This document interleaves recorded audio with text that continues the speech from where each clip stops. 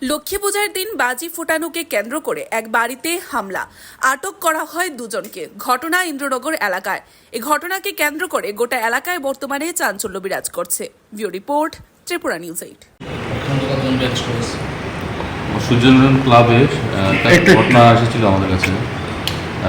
সুরঞ্জন সরকার নামে একজন অভিযোগ করেছেন যে লক্ষ্মী পূজার দিন কয়েকজন লোক ওনার বাড়িতে নাকি বাজি মারছিল। তো ওই সময় উনি অবজেকশন দিয়েছিলেন যে কেন বাজি মারছিল, এই কথা বলাতে ওনার বাড়িতে গিয়ে কয়েকজন লোকে গিয়ে অ্যাটাক করেছে। সেই অনুযায়ী আমরা তদন্ত শুরু করেছি। তদন্ত শুরু করে আমরা দুজনকে গ্রেপ্তার করেছি। আজকে ওদেরকে আমরা কোর্টে পড়া। একজন হলো গিয়ে রাকেশ সরকার, আরেকজন হলো রাজেশ সরকার। ওদের বাড়ি ইন্দ্রনগর।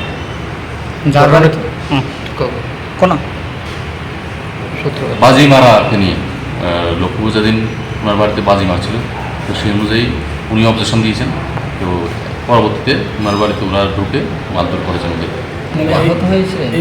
দুজন আহত আছেন, আমার ছেলেরা আহত আছেন। তো সেই অনুযায়ী ওরা ট্রিটমেন্ট নিয়েছেন এবং তদন্ত চলছে।